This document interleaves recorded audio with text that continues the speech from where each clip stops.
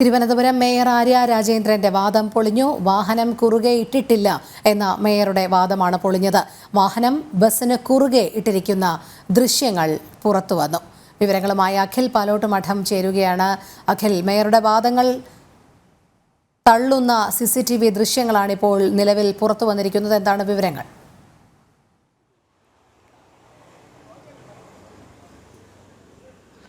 രോഹിണി, ഇന്നലെ ആയിരുന്നു മനഞ്ഞാന്നായിരുന്നു ഈ സംഭവം നടക്കുന്നത്. ഇന്നലെ വാർത്തയാവുന്ന സമയത്ത് തന്നെ മേയർ ആദ്യം പ്രതികരിച്ചത് സൈഡ് തരാത്തതായിരുന്നില്ല പ്രശ്നം, ലൈംഗികമായ അധിക്ഷേപം കണ്ടക്ടർ നടത്തിയതാണ് തന്നെ പരാതിയിലേക്ക് നയിച്ചത് എന്നതായിരുന്നു മേയർ പറഞ്ഞത്. അതിനോടൊപ്പം തന്നെ വാഹനത്തെ അമിതമായി ഓടി വന്നോ അല്ലെങ്കിൽ ഓവർടേക്ക് ചെയ്തോ ബ്ലോക്ക് ചെയ്തിട്ടില്ല എന്നതും പറഞ്ഞിരുന്നു.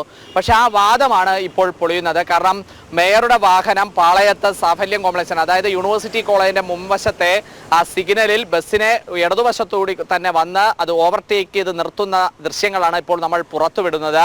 ആ ബസ്സിന് കുറുകെ തന്നെ വാഹനം നിർത്തി, അതായത് മേയർ വന്നിരുന്ന സ്വകാര്യ വാഹനം, മേയറും ഭർത്താവ് ബാലുശ്ശേരി MLA ആയിട്ടുള്ള സച്ചിൻ ദേവും വന്ന വാഹനം കുറുകെ ഇട്ടതിനു ശേഷം മേയർ ഇറങ്ങി വന്ന് ആ ഡ്രൈവറോട് സംസാരിക്കുന്നതൊക്കെ തന്നെ നമുക്ക് ആ ദൃശ്യങ്ങളിൽ വ്യക്തമായി കാണാൻ സാധിക്കുന്നതാണ്. അതിനുശേഷം 45-ാമത്തെ മിനിറ്റിൽ, അതായത് നമ്മളുടെ രണ്ടാമത്തെ CCTV ദൃശ്യത്തിൽ 45-ാമത്തെ മിനിറ്റിൽ നമുക്ക് ആ ദൃശ്യത്തിൽ കാണാൻ സാധിക്കുന്നത് പോലെ തന്നെ സച്ചിൻ ദേവ്, അതായത് മേയറുടെ ഭർത്താവ് സച്ചിൻ ദേവ് ആ ബസ്സിന്റെ മുമ്പിലൂടെ നടന്ന് ആൾക്കാരകത്തേക്ക് കയറുന്ന സ്ഥലത്തേക്ക് പോകുന്നതും ബസ്സിനകത്തേക്ക് കയറുന്നതും നമുക്ക് ആ ദൃശ്യത്തിൽ തന്നെ കാണാനും സാധിക്കുന്നുണ്ട്. ആദ്യത്തെ ദൃശ്യത്തിൽ, അതായത് പ്ലാമൂടിന്റെ ഭാഗത്ത്, അതായത് PMGക്ക് താഴെ പ്ലാമൂടിന്റെ ഭാഗത്ത് നിന്ന് ആ ബസ്സിനെ ഓവർടേക്ക് ചെയ്യാനുള്ള ശ്രമം മേയർ യാത്ര ചെയ്ത് വന്നിരുന്ന ചുവന്ന വാഗനർ കാർ നടത്തുന്നതുമാണ് നമുക്ക് ആ ദൃശ്യങ്ങളിൽ നിന്ന് മനസ്സിലാവും. അപ്പോൾ തന്നെ നമുക്ക് മനസ്സിലാവും, അല്പസമയം മുമ്പ് നമ്മളോട് പ്രതികരിച്ച മേയർ പറഞ്ഞത് ഇത് ഈ നാട്ടിലെ സ്ത്രീ സുരക്ഷയ്ക്ക് വേണ്ടിയിട്ടുള്ള എൻ്റെ ഒരു പോരാട്ടമാണെന്ന തരത്തിലൊക്കെ ആയിരുന്നു മേയർ പറഞ്ഞത്. പക്ഷേ ഇതിൻ്റെ ഒരു യാഥാർത്ഥ്യം എന്ന് പറയുന്നത് തന്നെ മേയർ എന്തിനാണ് ആ വണ്ടിയെ ഓവർടേക്ക് ചെയ്യാൻ ശ്രമിച്ചത്? ഇപ്പോൾ സ്വാഭാവികമായിട്ടും അത്രയും ദൂരം ഇന്നലെ യദു പറഞ്ഞതുപോലെ ഒരു സാധാരണക്കാരനായ മനുഷ്യന് ചോദിക്കാൻ പറ്റുന്ന ഒരു ചോദ്യം അതാണ്. കാരണം പട്ടം മുതലാണ് ഈ സംഭവം നടന്നു തുടങ്ങുന്നത്. പട്ടത്തിൽ നിന്നും പ്ലാമൂട് കഴിഞ്ഞ് PMGയിലേക്ക് എത്തി പാളയത്തെത്തുമ്പോഴാണ്, ഏകദേശം 4 സിഗ്നൽ കഴിഞ്ഞ് പാളയത്തെത്തുമ്പോഴാണ് മേയറുടെ വാഹനം ആ ബസ്സിന് കുറുകെ നിർത്തുന്നത്. അപ്പോൾ മേയർക്ക് നേരെ ഏതെങ്കിലും തരത്തിലൊരു ലൈംഗിക ചേഷ്ട നടത്തിയെങ്കിൽ മേയർക്ക് അപ്പോൾ തന്നെ, മേയറും ഭർത്താവ് MLAയുമാണ്, രണ്ടുപേരും ജനപ്രതിനിധികളാണ്, അവർക്ക് അപ്പോൾ തന്നെ ആ പോലീസ് സ്റ്റേഷൻ പരിധിയിലേക്ക് ഇൻഫർമേഷൻ കൊടുക്കാൻ സാധിക്കും, അല്ലെങ്കിൽ KSRTC ഉദ്യോഗസ്ഥർക്ക് ഇൻഫർമേഷൻ നൽകി ആ ബസ് അപ്പോൾ തന്നെ ഒതുക്കാൻ സാധിക്കുന്ന തരത്തിലായിരുന്നു. പക്ഷേ അങ്ങനെ ചെയ്യാതിരുന്ന മേയർ ഇപ്പോൾ മറ്റൊരു വാദമായിട്ടാണ് ഇത്തരത്തിൽ ഈ കാര്യം പറയുന്നത് എന്നതായിരിക്കും നമുക്ക് ഒന്ന് നിഗമിക്കാൻ സാധിക്കുന്നത്. കാരണം അതിൽ മേയർ പറയുന്ന വെർഷൻ അനുസരിച്ച് മേയറുടെ വാഹനം ഓവർടേക്ക് ചെയ്യാൻ നേരത്തെ കണ്ടക്ടർ ലൈംഗിക അധിക്ഷേപത്തോടെ പെരുമാറി എന്നതായിരുന്നു മേയറുടെ വാദം. പക്ഷെ മറ്റൊരു വാദം, ഇന്ന് ഈ ഡ്രൈവർക്കെതിരെ KSRTC നടത്തിയ ഒരു പ്രതികാര നടപടിയുണ്ട്. കാരണം മേയർ മന്ത്രിക്ക് പരാതി നൽകുന്നു, അതോടൊപ്പം തന്നെ പോലീസിനും പരാതി നൽകുന്നു. ഒരു വിഷയത്തിൽ 2 പരാതികൾ വരുന്നു. യദു പോലീസിന് നൽകിയ പരാതിയിൽ കേസെടുക്കുന്നില്ല, മേയർ നൽകിയ പരാതിയിൽ പോലീസ് കേസെടുക്കുന്നുണ്ട്. സ്ത്രീ അധിക്ഷേപിച്ചു, അതുപോലെ തന്നെ ഈ അലക്ഷ്യമായി വാഹനം ഓടിച്ചു എന്ന വകുപ്പുകൾ ചുമത്തിയാണ് ഡ്രൈവറായ യദുവിനെതിരെ കേസ് കൊടുത്തിരിക്കുന്നത്. യദു നൽകിയ പരാതിയാകട്ടെ ട്രിപ്പ് മുടക്കി കയ്യേറ്റം ചെയ്യാൻ ശ്രമിച്ചു, അധിക്ഷേപം പറഞ്ഞു എന്നൊക്കെ പറഞ്ഞിട്ട് KSRTC മാനേജ്മെന്റിനും അതുപോലെ തന്നെ ഈ കോടതിയിലും ഒക്കെ തന്നെ യദുവും സമീപിച്ചിട്ടുണ്ട്. പക്ഷേ ഈ കാര്യത്തിൽ ഒരു വ്യക്തതക്കുറവ് ഇപ്പോഴും വരുന്നുണ്ട്. യദുവാണോ കള്ളം പറയുന്നത് അല്ലെങ്കിൽ മേയറാണോ കള്ളം പറയുന്നത് എന്നുള്ള കാര്യം ഇപ്പോഴും ഒരു ചോദ്യചിഹ്നമായി നിൽക്കുന്നുണ്ട്. നമ്മളിവിടെ ശ്രദ്ധിക്കേണ്ടുന്ന ഒരു വസ്തുത എന്ന് പറയുന്നത്, പട്ടത്ത് തുടങ്ങി പാളയം വരെ എത്തുന്ന റോഡാണ്. നമുക്കറിയാം, സാമാന്യം വിശാലമായ വീതിയുള്ള റോഡ് തന്നെയാണ്. അവിടെയൊക്കെ മേയർക്ക് സൈഡ് കൊടുക്കാതെ KSRTC വാഹനം ഇങ്ങനെ വഴി തടസ്സമുണ്ടാക്കിക്കൊണ്ട് ഓടിക്കുകയായിരുന്നു എന്നുള്ള വാദമാണ് ആദ്യം പൊളിയുന്നത്. കാരണം CCTV ദൃശ്യങ്ങളിൽ കാണാം, വളരെ വേഗം തന്നെ 2 ട്രാക്കുകളിൽ കൂടിയും വാഹനങ്ങൾ പോകുന്നത്.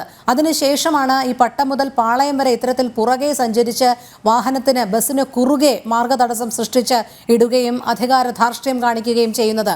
അതിനുശേഷമായിരിക്കണം, ഒരുപക്ഷെ ഈ പരാതി കൊടുത്തപ്പോഴായിരിക്കണം വാദഗതികൾ മാറ്റാൻ മേയർ തയ്യാറായത്. കാരണം ലൈംഗിക ചേഷ്ടയും പ്രകടിപ്പിച്ചു ബസ് ഡ്രൈവർ എന്ന് പറഞ്ഞാൽ മാത്രമേ കേസിനൊരു പിൻബലം ഉണ്ടാവുകയുള്ളൂ എന്നൊരു പക്ഷേ മേയർ കരുതി കാണണം. അതിൻ്റെ ഫലമായിട്ടായിരിക്കണം അത്തരമൊരു പരാതിയിലേക്ക് വന്നത്.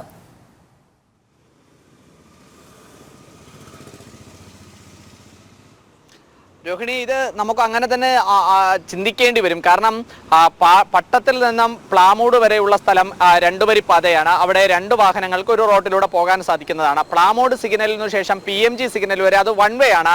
ഒരു വാഹനം പോകുന്ന സമയത്ത് മറ്റൊരു കാറിനൊക്കെ സ്വാഭാവികമായിട്ട് അത് ഓവർടേക്ക് ചെയ്ത് പോകാൻ സാധിക്കുന്ന ഒരു സ്ഥലവും കൂടിയാണ്. PMG മുതൽ തിരിച്ചു പാളയം വരെ വരുന്ന സ്ഥലം എന്ന് പറയുന്നത് അതും രണ്ടുവരി പാതയാണ്. അവിടെയും ഓവർടേക്ക് ചെയ്യാൻ സാധിക്കുന്ന സ്ഥലമാണ്. പക്ഷേ ഈ സ്ഥലങ്ങളിലൊക്കെ തന്നെ മേയറുടെ വാഹനം ഓവർടേക്ക് ചെയ്യാൻ ശ്രമിക്കുന്നുണ്ട്. ഇന്നലെ യദു പറഞ്ഞതനുസരിച്ചിട്ടാണെങ്കിൽ പട്ടത്ത് നിന്നും പ്ലാമൂട് എത്തുന്ന സമയത്ത് വാഹനം മുമ്പിലേക്ക് കടക്കുന്നു.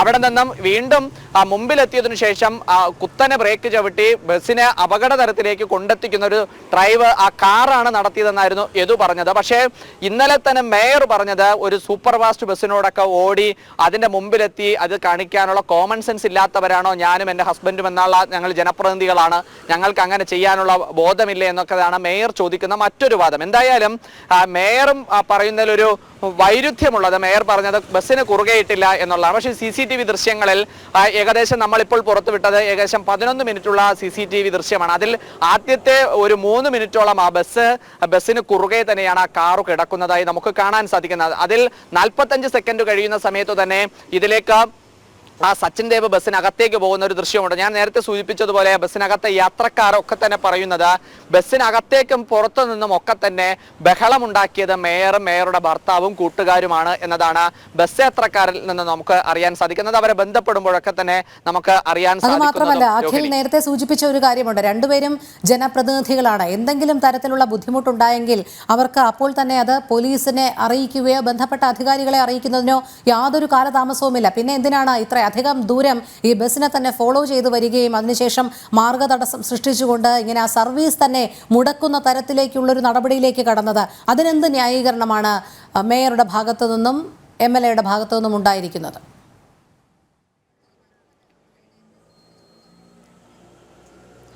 ഈ മേയർ ആ കാര്യത്തിൽ പറയുന്ന ഒരു വാദം എന്ന് പറയുന്നത്, ഞങ്ങൾ ആ വാഹനം ഓടിച്ചു വരുന്ന സമയത്ത് ഞാനും എൻ്റെ സഹോദരൻ്റെ ഭാര്യയും ഉണ്ടായിരുന്നു. ബസ്സിന്റെ ഡ്രൈവറുടെ ഭാഗത്ത് നിന്ന് ലൈംഗികമായ ഒരു ചേഷ്ടയുണ്ടാകുന്നു. അത് ചോദ്യം ചെയ്യുന്നതിലേക്ക് വേണ്ടിയിട്ടാണ് ഞങ്ങൾ ഈ തരത്തിൽ വാഹനത്തെ ഓവർടേക്ക് ചെയ്യണം എന്നുള്ള ഒരു ശ്രമം നടത്തുന്നത്. അതിനുശേഷമാണ് ഞാൻ പരാതിയുമായി മുന്നോട്ട് പോകുന്നതാണ് മേയർ. പക്ഷെ മേയറുടെ ഭർത്താവ് ഈ കാര്യത്തിൽ പ്രതികരിക്കാൻ തയ്യാറായിട്ടില്ല. കാരണം അദ്ദേഹത്തിനോട് ഞാൻ തന്നെ ചോദിക്കുന്നുണ്ടായിരുന്നു, നിങ്ങൾ ബസ്സിനകത്തു കയറി എന്നത് ഡ്രൈവർ ഉന്നയിക്കുന്ന ഒരു വാദമുണ്ട്. ബസ്സിനകത്തു കയറി ആ ബസ്സിലെ കണ്ടക്ടറോടും അതിലുണ്ടായിരുന്ന യാത്രക്കാരോടും ഒക്കെ എടുത്ത വീഡിയോ ഡിലീറ്റ് ചെയ്യണമെന്ന് പറയുന്നുണ്ട്. നിങ്ങൾ ബസ് ക്ഷമിക്കണം, ഒരു ബസ് നിങ്ങൾ സൈഡിലേക്ക് ഒതുക്കിയാൽ മാത്രമേ ഞാൻ ഈ ബസ്സിൽ നിന്ന് ഇറങ്ങുകയുള്ളൂ എന്ന ഒരു മുണ്ടുടുത്ത ഒരാൾ കയറി വന്ന് പറഞ്ഞു എന്നതാണ് ഡ്രൈവർ പറയുന്നത്. അപ്പോൾ അങ്ങനെയാണെന്നുണ്ടെങ്കിൽ ആ കാറിൽ യാത്ര ചെയ്തത് ആര്യ രാജേന്ദ്രൻ ഉണ്ടായിരുന്നു, മേയർ ഉണ്ടായിരുന്നു, ഭർത്താവ് സച്ചിൻ ദേവ് ഉണ്ടായിരുന്നു, ഭാര്യയുടെ സഹോദരനും ഉണ്ടായിരുന്നു, സഹോദരന്റെ മറ്റൊരു കസിനും അതുപോലെ തന്നെ ആ സഹോദരന്റെ ഭാര്യയുമാണ് ഉണ്ടായിരുന്നത്. ആ ദൃശ്യങ്ങളിൽ നമുക്ക് ആദ്യത്തെ നമ്മൾ ബസ്സുമായി ഉടക്കുന്ന സമയത്തുള്ള ദൃശ്യങ്ങളിൽ ആര്യയെ കാണാം, ആര്യയുടെ കസിനായിട്ടുള്ള പെൺകുട്ടിയെ കാണാം, സഹോദരങ്ങളെ രണ്ടുപേരും കാണാം. അവർ പാന്റാണ് ധരിച്ചിരുന്നത് ആണുങ്ങളെല്ലാം തന്നെ. എന്തായാലും വരും മണിക്കൂറുകളിൽ ഒരു വ്യക്തത ഉണ്ടാകുമെന്ന് തന്നെ കരുതേണ്ടിയിരിക്കുന്നു. അഖിൽ, തിരുവനന്തപുരം മേയർ ആര്യ രാജേന്ദ്രന്റെ വാദം പൊളിഞ്ഞിരിക്കുകയാണ്. വാഹനം കുറുകെ ഇട്ടിട്ടില്ല എന്ന മേയറുടെ വാദമാണ് പൊളിഞ്ഞത്. വാഹനം ബസ്സിന് കുറുകെ ഇട്ടിരിക്കുന്ന CCTV ദൃശ്യങ്ങളാണ് ഇപ്പോൾ പുറത്ത് വന്നിരിക്കുന്നത്. അഖിൽ പാലോട്ടുമഠമാണ് വിവരങ്ങൾ നൽകിയത്.